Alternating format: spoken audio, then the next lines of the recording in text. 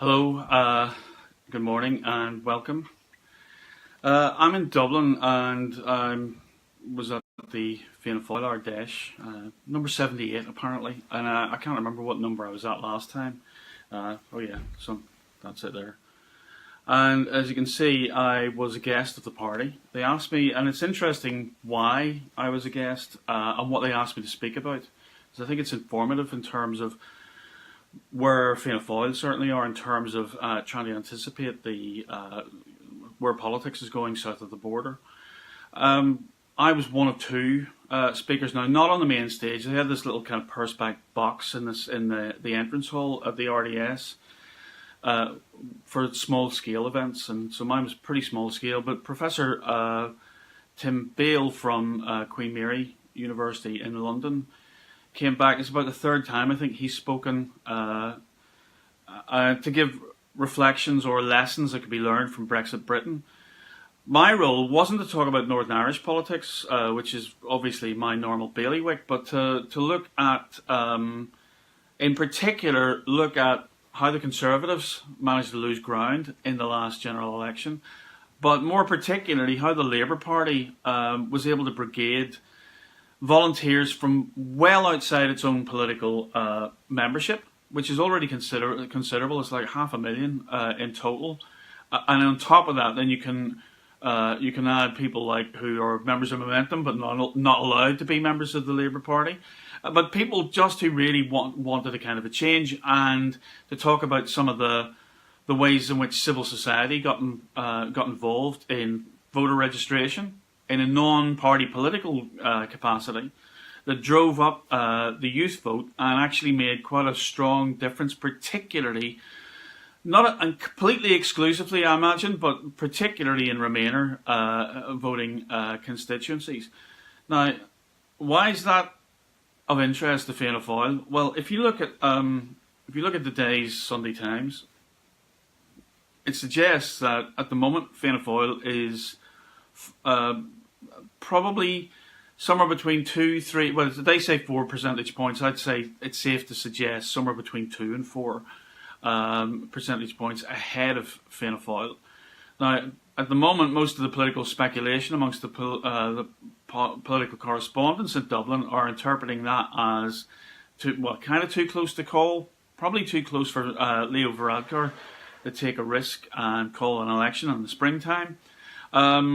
But also not much of a game changer in the sense that if things kind of stay roughly around that, and we've seen with the last election that Fianna Fáil seemed to outbid their polling score by something like 2-3-4%. So at the moment, level pegging, there's absolutely no point in a general election that puts everybody back into the same place. My sense of why they're looking to Britain, and particularly trying to learn lessons from the way the Labour Party organised, is they need to scale up what they're doing. A noticeable difference from 3-4 years ago when I was last here is the age profile now of the delegates. Now, they are still predominantly, well, I'd say two things. There's two demographic cohorts that are most in evidence. The older sort of backbone of the party, the people who've been members of the party, proud members of the party, there's almost like a kind of a revivalist sense around this, where De Valera is still an iconic figure, and where they have their own songs, the Legion of the Rearguard, all that sort of stuff. And those people are still predominating. Then there's the younger cohort, of which there are far more than there were 2 or 3 years ago, 3-4 years ago, and it's noticeable. There are. But it's that younger cohort. The bit that's missing is the bit in the middle, or at least they're not in evidence. The sort of the middle age group, and I think there's a kind of there's an optimism about them. There's a sense of, and why are they joining Fianna Fáil? Well, I think it's a mass membership organisation much more than Fine Gael is. And they're beginning to kind of reach out and being successful, obviously, at trying to bring in a whole new generation of councillors to fill that kind of gap that got blown 7 years ago between 2009, the local elections, and the 2011 general election. What my sense is that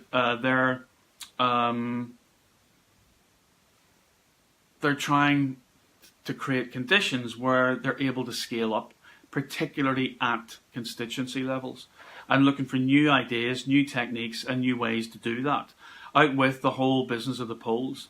And one of the primary things that I included in my presentation on the GB elections, and exclusively GB, not taken in the Northern Ireland game at all, is lost my thread of thought there. Polls. So if you look at the trajectory on where Labour was, the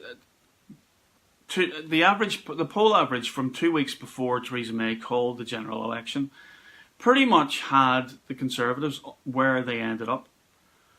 What the variable was the Labour vote. The Labour vote was far higher than anybody anticipated, including many sitting Labour MPs who thought they were going to get creamed.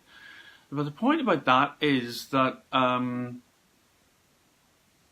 that the electorate is becoming more and more volatile everywhere. And my personal theory is that that's to do with the fact that they're not talking to journalists anymore, and their behaviour is not as predictable as it was. Now, I think it's been getting more and more unsteady as we go on. If you look at the 2010 election, one of the reasons why in Britain, one of the reasons why Cameron had to do a deal with the Lib Dems is most of the calculations they based all their polling on, Lord Ashcroft's polling, meant that they put all the troops in the wrong place. Something similar happened this time as well. They ended up piling up loads of votes in northern Labour constituencies where although they got a massive increase, they pulled the Labour Party sitting incumbent right down to the wire. They were piling up votes uselessly and not getting seats for it. And that's a kind of a miscalculation based on a misreading of who the electorate are. And I think one of the things we need to be careful of is using polls as a predictor of what's going to happen. In some respects, they can be very reliable, but where we saw a difference between, say, Labour and Conservative in June, the big difference was the degree to which they engaged with social media and Facebook in particular. And I think that's what the variable. That's what made the Labour Party performance hard to anticipate for a lot of people right up to the very end. And if you look at where the polls were in terms of averages, just before polling day, even then they got it wrong by about 2 or 3 percentage points, overestimating the Conservatives, underestimating Labour, and the variable in that was young people.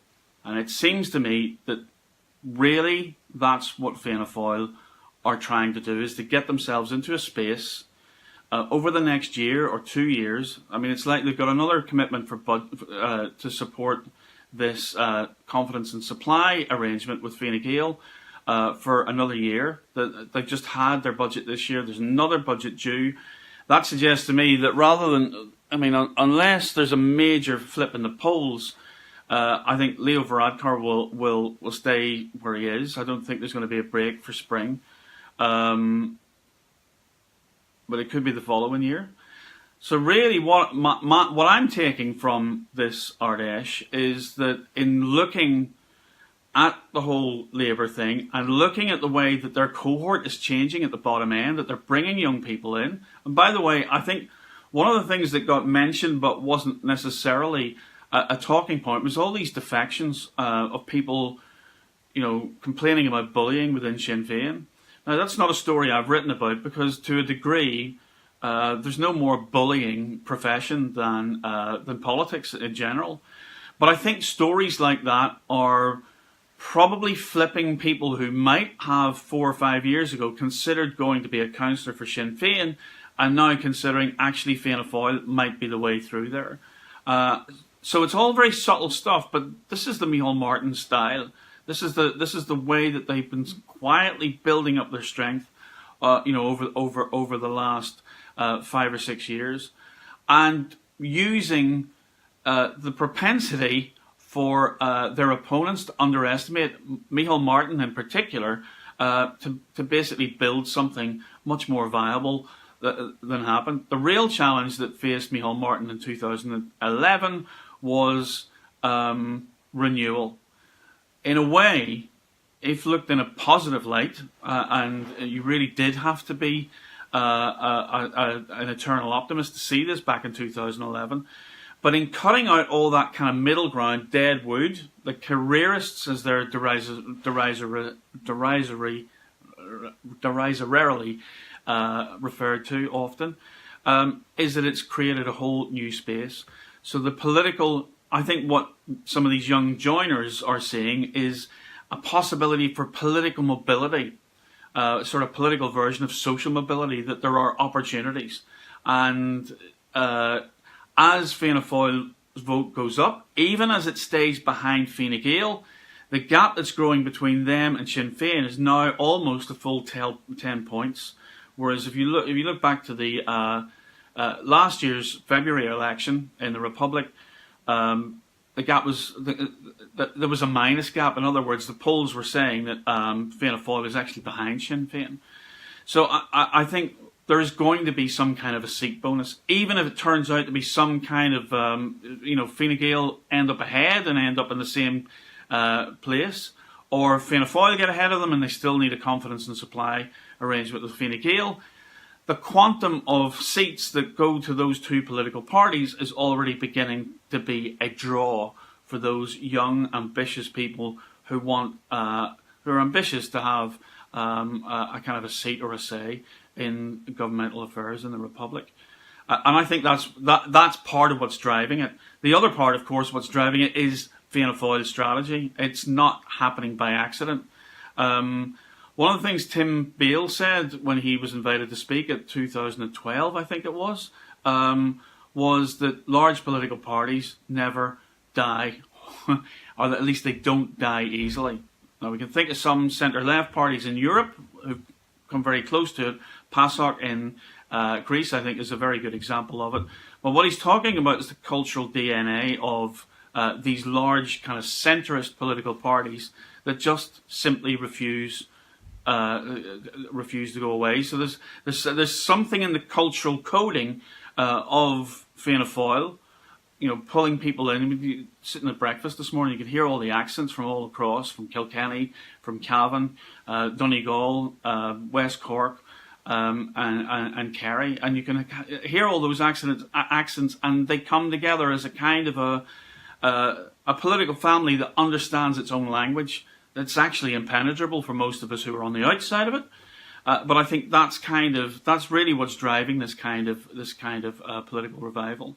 On a minor note, before I finish, of course, there are people talking about will Fianna Fáil move to the north. I'm not getting any definite cues from anybody that anything is imminently going to happen. But what's really apparent is that the northern voice here, Sorcha McAnespy from West Tyrone, was elected as a party official or party officer yesterday. And the number of people from Northern Ireland, many of them came to my session, I think, because many of the Northerners don't know who the hell I am or what Slugger O'Toole is. But there was much more of a contingent from Northern Ireland. Some of them there as legitimately there as SDLPers who go to all the party conferences in the Republic, but a growing constituency of people who are really keen for that to happen. There's no real cues that it's going to happen. I think Micheál Martin will probably have to stick to the 2019 thing. It's out there. But what shape or form that's going to take, I don't know. When people were asking me about it, I just said, look, I'll believe it when I see it. It's definitely on the agenda. I think some people's attitude is it would be awkward if you have a general election in the Republic in 2019, but it would also be because you'd be talking about in 2019 in the north, you'd be talking about small-scale council elections, not overly expensive, and a kind of another way, if you like, if you had a small draft of people running for office, then that'll be another way in which they'd be trying to kind of outflank Sinn Féin and give them a hard time. This is the last thing I'm going to say. In Micheál Martin's speech, I think they found their new bête noire, and it's their old favourite, which is not Sinn Féin. A lot of Northerners think that the rivalry between Fianna Fáil and Sinn Féin is kind of inveterate on what defines Fianna Fáil. Actually, Micheál Martin was very careful in that speech yesterday to make sure that what defined Fianna Fáil was the not Fine Gael party. And I think they're very pleased that Leo Varadkar rather than Simon Coveney won the leadership. They find it easier to ascribe to him the elite badge, the Irish Tory badge, and there's something in the heart of the supporters, absolutely. The whole just resonated with every attack. There was a very funny, genuinely, humorously funny a video of Olive Enda's kind of worst bits, if you like, the real embarrassing shots where he kind of pulls funny faces and all the rest of it, and it went down an absolute bomb. My feeling is that what this is all about is, one, getting back to business as usual, going, that's feeling, none to do with Civil War politics, that's who they are, not how they were 100 years ago or 90 years ago, who they are now, and this is who we are, and this is what it's all going to be about when it comes to the next election. So, fascinating, as always, even from a sociological point of view. Southern politics, for most of us in the north, is a bit of a closed book, but some really interesting stuff happening there, and some interesting emergent, I would say definitely emergent, promised changes before, but now emergent changes, and therefore visible. So we'll see how it goes. I'm sorry about the sound on the Tim Bale video from yesterday, but I wanted to record it for my own purposes, and I thought I might as well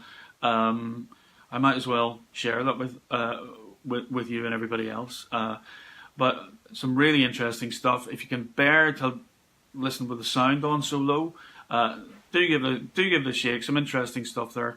I noticed one Andrew McCann's on there, kind of cribbing about his Tim's despair about Brexit. But I think once he puts that aside, I think it's a fairly interesting and useful assessment of Brexit Britain and where it finds itself. There's no agreement here on what that means for Ireland. I think there's some lone voices basically saying, look, we got to put defence of the Irish economy up front, not simply to the British, but also the European Union. So there's nothing taken for granted. Anyway, thanks for joining me. I know it's early. I know the politics show is on. I'm going to sit and watch it. I can't hear him, but I can see Jerry's on the telly now, so I'm going to go and watch this. And speak to you soon. Cheers.